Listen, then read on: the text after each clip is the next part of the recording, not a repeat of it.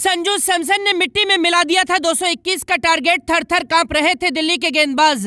फिर बीच मैदान में अंपायरों ने कराई बेईमानी, जीतकर भी कैसे हार गई राजस्थान को आखिरी 18 गेंदों में चाहिए थे 41 रन। स्टंप के पीछे से ऋषभ पंत ने चला धोनी वाला दांव। संजू सैमसन ने रोते हुए छोड़ा मैदान। पहले फ्रेजर मैकगर्क का तूफान आया, फिर मुकेश और खलील की जोड़ी ने कोहराम मचाया। राजस्थान को एक गलती पड़ी भारी, पॉइंट टेबल में मचा हड़कंप। दिल्ली ने राजस्थान के सामने 222 रनों का पहाड़ जैसा टारगेट खड़ा किया था। फ्रेजर और अभिषेक पोरेल की तूफानी पारियों के दम पर दिल्ली ने विशाल स्कोर बनाया था, लेकिन इसके बाद संजू सैमसन ने ऐसा कोहराम मचाया।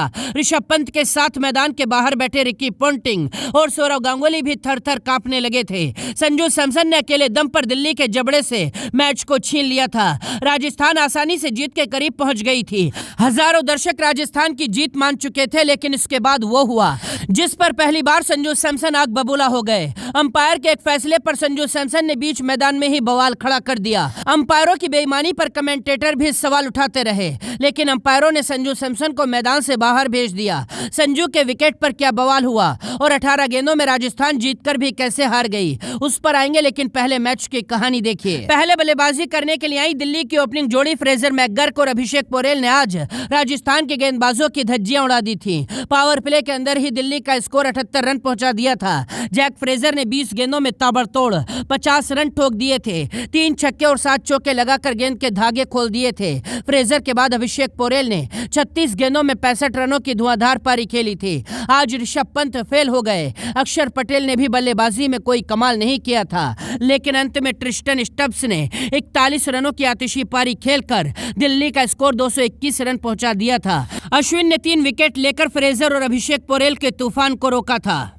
इसके बाद बल्लेबाजी करने के लिए आती है राजस्थान। ओपनिंग जोड़ी ने आते ही सरेंडर कर दिया था। यशस्वी जायसवाल 4 रन बनाकर विकेट दे गए और अक्षर पटेल ने 19 रन के स्कोर पर जोस बटलर को बोल्ड करके पवेलियन लौटा दिया था, लेकिन संजू सैमसन आज तूफान बनकर खड़े थे। संजू का बल्ला लगातार आग उगल रहा था। रियान पराग भी 27 रन बनाकर विकेट दे गए थे और शुभम दुबे ने भी 25 रनों की छोटी पारी खेलकर सरेंडर कर दिया था, लेकिन संजू सैमसन अकेले दम पर दिल्ली के मुंह से जीत को छीन कर ले आए थे। संजू 46 गेंदों में 86 रन बना चुके थे। दिल्ली के गेंदबाजों के खिलाफ संजू सैमसन तबाही मचा रहे थे। जब राजस्थान को 30 गेंदों में 60 रन चाहिए थे, संजू सैमसन ने मुकेश कुमार की गेंद पर छक्का लगाने की कोशिश की, लेकिन बाउंड्री पर खड़े शाई होप ने कैच पकड़ लिया। शाई होप का पैर बाउंड्री के बिल्कुल करीब था। अंपायर ने 10 सेकंड में ही आउट का फैसला सुना दिया। इस पर संजू सैमसन भड़क गए और अंपायर से दोबारा चेक करने की मांग करने लगे। संजू ने अंपायरों से रिव्यू मांगा, लेकिन अंपायरों ने दोबारा चेक करने से इनकार कर दिया और संजू सैमसन को मैदान से बाहर जाने की नसीहत दी। कई मिनट तक खेल रुका रहा और अंत में संजू मायूस होकर मैदान से बाहर आ गए। इसके बाद रोमेन पोवेल ने पारी को संभाला।